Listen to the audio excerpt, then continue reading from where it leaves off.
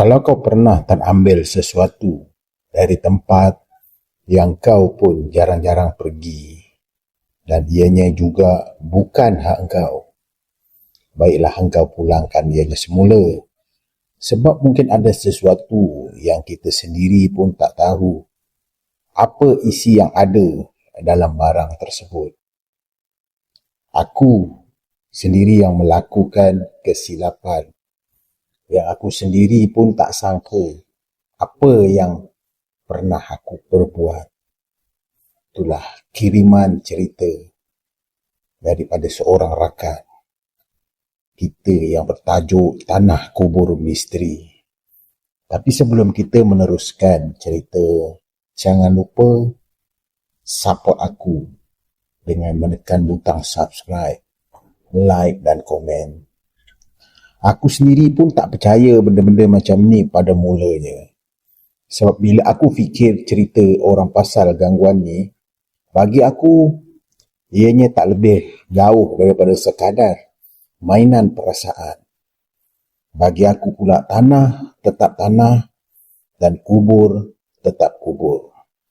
Itulah fikiran aku sebelum ianya terjadi kepada diri aku sendiri. Sampailah ke hari ini, apa yang aku buat adalah satu kesilapan yang aku sendiri pun tak pernah terfikir. Dan petang itu aku menziarahi kubur seorang kenalan nama aku. Nak dibayangkan, kawasan tanah perkuburan itu, waktu itu memang amat sunyi. Ianya terlalu sunyi. Cuma bunyi angin yang menggeselkan daun-daun kering. Itu sahaja yang kedengaran pada waktu itu. Bagi aku mungkin itu tanda-tanda nak hujan dah. Itu kata hati aku. Sebab bila aku pandang ke atas, langit agak gelap dan kelabu. Tapi entah kenapa, masa aku berdiri dekat pusara dia, hati aku rasa lain. Macam ada sesuatu yang sedang perhatikan aku dari jauh. Aku ambil tak kisah tentang perasaan itu pada mulanya. Dan selesai aku baca Yasin dan aku siram air kat situ, entah kenapa, aku tak tahu apa yang merasuk aku pada waktu itu. Tangan aku automatik dia menceduk sedikit tanah dari atas pusara itu. Dan aku juga terus memasukkannya ke dalam plastik kecil yang aku pegang. Plastik itu juga yang aku gunakan tadi untuk simpan air waktu nak melawat. Waktu itu memang aku tak fikir apa-apa pun. Dalam kepala aku fikir tanah sekadar tanah. Alah, apalah sangat. Itu fikiran aku. Ternyata aku silap. Untuk gambaran, dalam rumah aku tinggal dengan keluarga aku. Jadi bilik dalam rumah kita orang ada 3 bilik tidur. Bilik tidur mak dan ayah aku dekat atas, termasuk juga kakak aku. Diorang ni tidur dekat tingkat atas. Cuma aku je yang tidur di bilik bawah, berdekatan dengan dapur.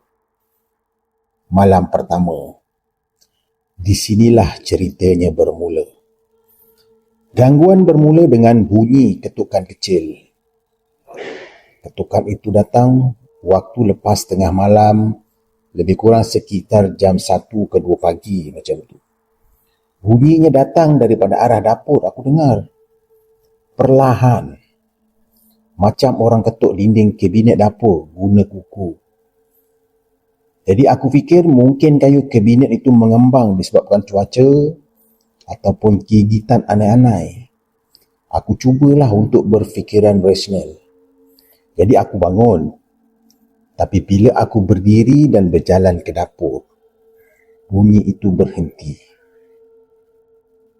Dan udara dalam rumah aku waktu itu aku terasa macam berat.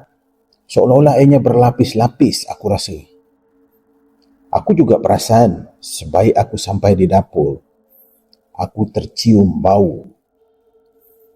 Bau tanah basah yang aku cium. Bau yang sama macam aku cium dekat kubur pada waktu petang tadi. Aku dah jadi pelik. Takkanlah tanah itu masih melekat pada baju aku. Aku dah mandi. Dan pakaian yang aku pakai petang tadi pun, aku dah basuh. Aku berfikir begitu pada mulanya. Dan sekarang baru aku teringat. Tanah. Aku ada ambil tanah yang aku simpan di dalam plastik. Aku ambil daripada kubur tadi. Tapi plastik itu aku simpan dalam laci luar rumah aku. Ianya terletak di bahagian depan rumah aku, tempat parking kereta laci itu. Takkanlah bau sampai masuk ke dapur rumah aku. Aku dah mula tak dapat tidur malam waktu itu.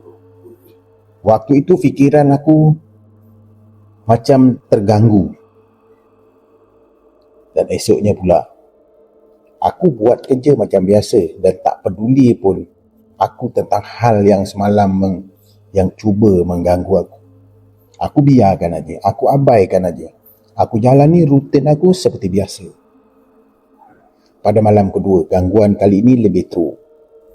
Jam 3 pagi, aku terjaga sebab aku rasa tilam atas katil aku macam ditekan dari hujung kaki. Perlahan, macam ada orang duduk di situ. Waktu itu aku memang tak berani nak buka mata. Tapi aku terdengar bunyi nafas.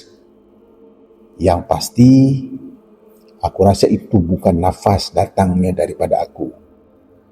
Bunyi nafas yang perlahan, tapi ianya panjang. Aku cuba untuk kumpulkan keberanian dan cuba untuk membuka mata aku sedikit. Bila aku celik je mata aku tengok memang tak ada orang lah kat depan aku. Tapi aku perasan tilam di bahagian hujung katil aku.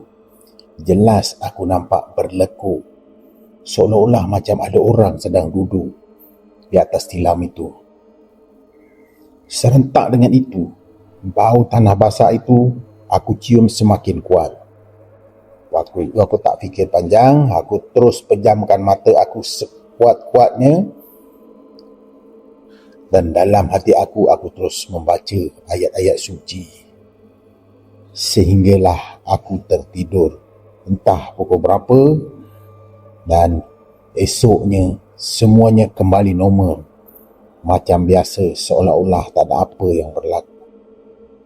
Itu yang buatkan aku semakin tak ambil kisah pasal semua gangguan itu pada hari pertama dan malam kedua. Masuklah hari yang ketiga. Masa itu aku tinggal seorang diri di rumah. Maknanya mak, ayah dan kakak aku balik kampung sebelah mak aku ada urusan. Aku tak dapat ikut kerana tak dapat cuti. Dan malam hari yang ketiga, sedang aku duduk sendirian di ruang tamu, baru aku terfikir lepas aku balik dari pusara hari itu, aku sedar aku memang tak pulang sendirian. Tengah-tengah aku duduk di kerusi yang terletak di ruang tamu sambil aku duduk menghadap televisyen. Tapi televisyen aku tak buka. Kedudukan aku membelakangi dapur dan skrin televisyen itu ke arah dapur. Aku pasang semua lampu dapur dan ruang tamu waktu itu. Sambil aku terfikir tentang plastik tanah itu.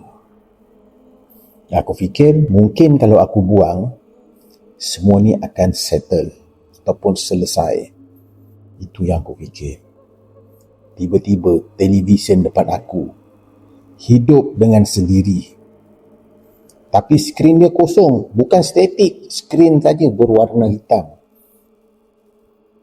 Tapi dari dalam skrin tu, aku nampak satu refleksi di belakang aku. Dan aku nampak ada sesuatu yang sedang berdiri dekat dengan pintu dapur. Apa yang aku nampak, benda tu statik. Dia tu agak tinggi, tegak, tak bergerak. Tetapi di bahagian atas, aku tengok di depan skrin TV, bahagian atas dia, aku nampak ianya seolah-olah seperti rambut panjang yang menutup muka. Aku memang tak berani nak pandang belakang. Hanya mata aku yang terus menatap skrin itu. Dan dalam refleksi itu juga aku nampak masih tak bergerak lagi apa yang aku nampak di bawah skrin tu. Tapi aku dah agak dah. Refleksi itu seolah-olah hanya seperti sedang pandang ke arah aku. Dan waktu itu, buat kali pertamanya, aku terdengar satu suara yang mengatakan, aku ada ambil hak dia. Dan tangan aku terus menggigil-gigil waktu itu. Dan waktu itu juga barulah aku terfikir kemungkinan ini berpunca daripada plastik tanah ataupun tanah yang aku simpan dalam plastik itu. Aku terus lari keluar, aku buka laci tempat aku simpan tanah dalam plastik tu. Aku terus ambil dan waktu itu jugalah aku tak peduli waktu malam ke, aku dah tak boleh tunggu pada esok hari. Aku terus pandu kereta aku menuju semula ke tanah perkuburan. Nasib baik kubur itu tak berapa jauh dari rumah aku. Kalau tak, masak aku. Dalam keadaan langit yang gelap, kawasan perkuburan pula waktu itu berkabus agak tebal. Aku turun dari kereta dengan buat selamba, dengan tangan aku menggigil-gigil. Aku rasa setiap langkah kaki aku terasa sangat berat.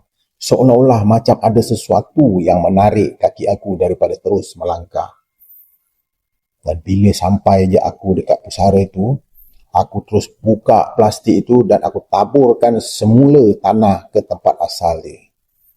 Aku cakaplah di atas pusara itu, aku minta maaf. Itu yang aku cakap. Tiba-tiba, angin berhenti serta-merta. Kawasan perkuburan itu terus sunyi sepi aku rasa. Dan aku terus fikir, yes, mungkin semuanya dah selesai. Ternyata aku salah lagi. Sejak malam itu, gangguan memang berhenti. Tak ada lagi bunyi ketukan, tak ada lagi bunyi nafas yang di hujung katil. Tapi, ada satu perkara yang tak pernah hilang. Setiap kali aku pandang cermin, aku mesti nampak seperti seseorang sedang berdiri di belakang aku. Bukanlah ianya jelas sangat aku tengok, ianya hanya macam bayang-bayang samar. Dan kalau aku cuba toleh ke belakang, jawapan dia mesti kosonglah di belakang aku. Tak ada sesiapa. Sampailah satu malam itu aku perasan sesuatu yang buatkan darah aku boleh jadi beku. Iaitu refleksi aku sendiri. Tak bergerak sewaktu aku pandang cermin walaupun aku gerakkan badan aku, setengah sikat rambut aku, tetapi ianya refleksi dalam cermin tetap tak bergerak. Berdiri tegak aja, statik je macam tu. Sekaranglah baru aku faham dari satu benda. Bukan main-main. Jangan cuba-cuba untuk mengambil tanah kubur untuk bawa balik ke rumah. Ada benda yang bukan sekadar mengikut kita pulang. Jadi kalau kau pernah ambil sesuatu dari tempat yang bukan pun milik engkau, pulangkanlah. Sebelum kau disedarkan, yang pulang itu bukan hanya engkau seorang. Dan kini aku dah kembali pulih sepenuhnya setelah aku berubat di pusat perubatan Darul Shifa. Sekian.